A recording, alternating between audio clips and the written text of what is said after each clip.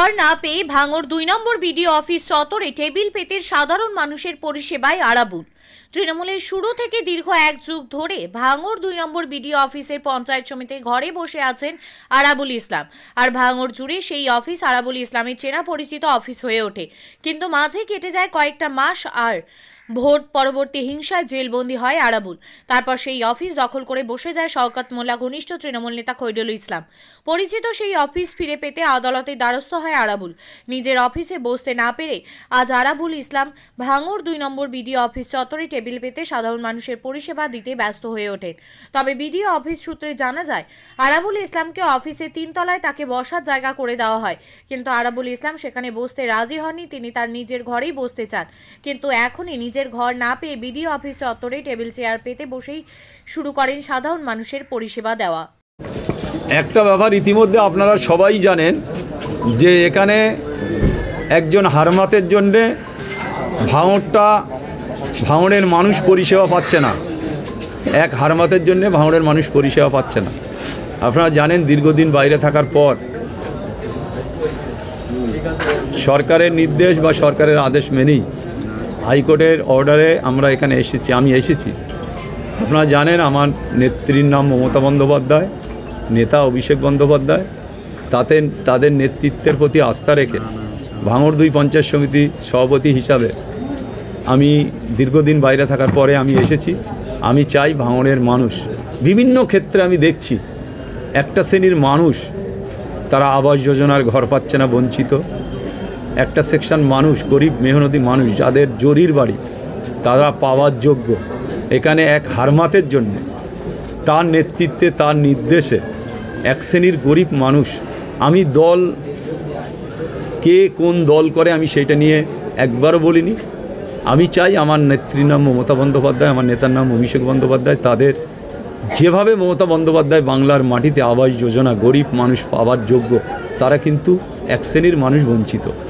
তাই আমরা এখানে বসে বসে তাদের বলছি, দিদিকে বলো পোর্টালে গিয়ে তারা আগামী দিন যাতে ঘর পায় সেটা চেষ্টা হচ্ছে। এখানে বহু মানুষ সার্টিফিকেট থেকে শুরু করে বিভিন্ন ক্ষেত্রে সরকারি সুযোগ সুবিধা থেকে বঞ্চিত হচ্ছিল। সেই কারণে বিডিও অফিসে আমি বিডিও সাহেবের ঘরেই বসতাম, ২-৩ দিন বসেছি। সেখানে বিডিও সাহেবের কাজ করতে গেলে অসুবিধা হয়, আমারও কাজ করতে গেলে মানুষ যারা আমার সাথে দেখা করতে আসে তারা দেখা করতে পারছে না, পরিষেবা পাচ্ছে না। সেই কারণে আমি সিদ্ধান্ত নিয়েছি যে আমার ঘর একজন অযোগ্য অপদর্থ একজন কর্মদক্ষ আমার ঘরে বসে আছে, যার কোনো পার্স নেই, যে জমি কেলেঙ্কারিতে একাধিক কেলেঙ্কারি আছে তার নামে, জোর করে জমি লিখে নেওয়া থেকে শুরু করে প্রমোটার থেকে শুরু করে কোম্পানির কাছ থেকে কোটি কোটি টাকার দুর্নীতি করে আজকে হারমাতের হাতে তুলে দিচ্ছে, আর ভাঙড়ের মানুষ শোষণ হচ্ছে। তাই আমি বলবো, যে হারমাত ভাঙড়ে সন্ত্রাস করার চেষ্টা করছে, যে হারমাত ক্যানিংতে এসে এখানে লুটে খাবার চেষ্টা করছে, যে হারমাত আজকে দলের নাম করে দলকে হেয় করার চেষ্টা করছে, আজকে সেই হারমাতের বিরুদ্ধে আমাদের প্রতিবাদ। আমরা এখানে আমি বিডিও অফিসে আমি একেবারে শান্তিপূর্ণভাবে মানুষকে পরিষেবা দেওয়ার জন্য আমি বাইরে বসেছি, যাতে মানুষ পরিষেবা পায়। মানুষ যারা পিছিয়ে আছে, যারা অনেক ক্ষেত্রে যেতে পারে না, অনেক দিন ধরে আমার সাথে যোগাযোগ করতে পারে না, আপনারা দেখেছেন সকাল থেকে লাইন, আমি তাদের পরিষেবা দিচ্ছি। এখানে আমার সাথে 2 জেলা পরিষদের সদস্য আছে, আমাদের অন্য অন্য মেম্বাররা আছে, দায়িত্বপূর্ণ নেতৃত্বরাও আছে। খাদিজা আছে জেলা পরিষদ সদস্য, হাকিমুল ইসলাম জেলা পরিষদ সদস্য, তারা আছে।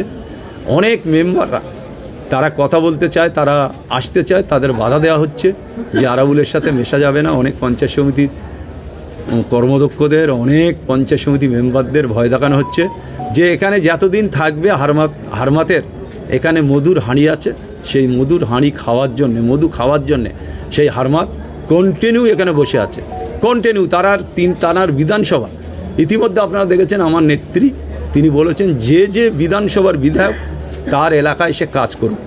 আমি বলি তিনি নাকি অবজারভার, আমি তো কনভেনার আছি ভাঙড়ে। তিনি যদি অবজারভার থাকে তাহলে আরাবুল ইসলাম ভাঙড়ে দলের কনভেনার।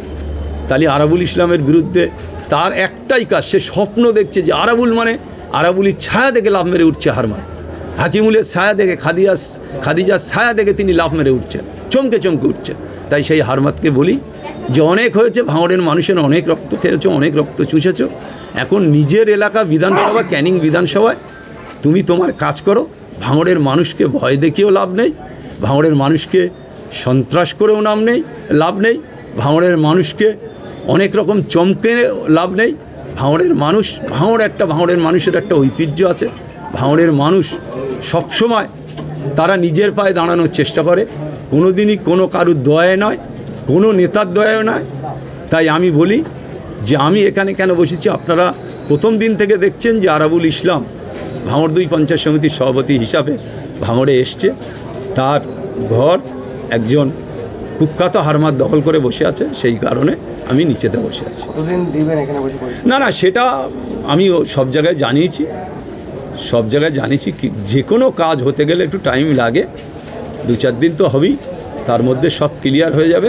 তার মধ্যে সব কিছু মানুষ যাতে ভাঙড়ের মানুষ পরিষেবা পায়, সব দিকে আমি চেষ্টা করছি।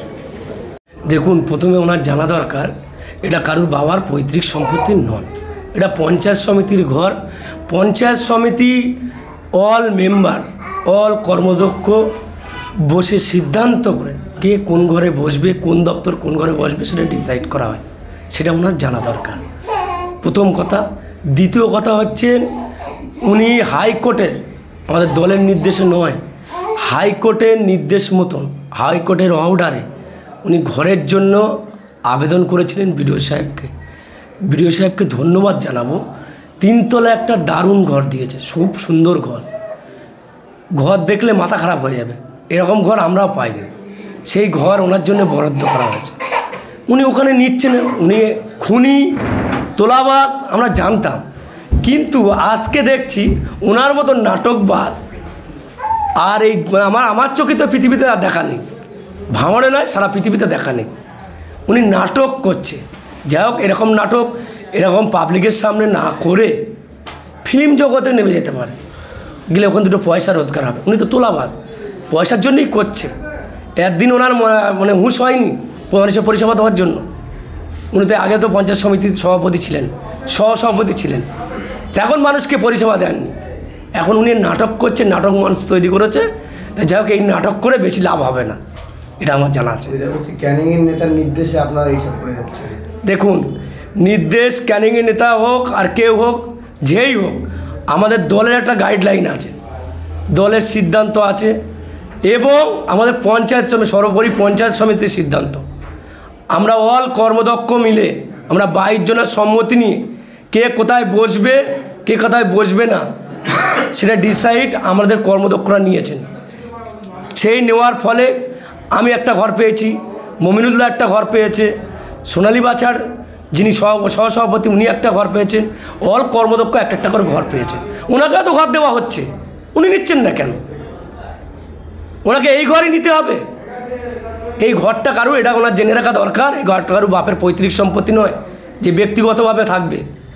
এই ঘরটা পঞ্চায়েত সমিতির ঘর, পঞ্চায়েত সমিতি ডিসাইড করবে, কোনো হুনো এসে ডিসাইড করে দিতে পারে না।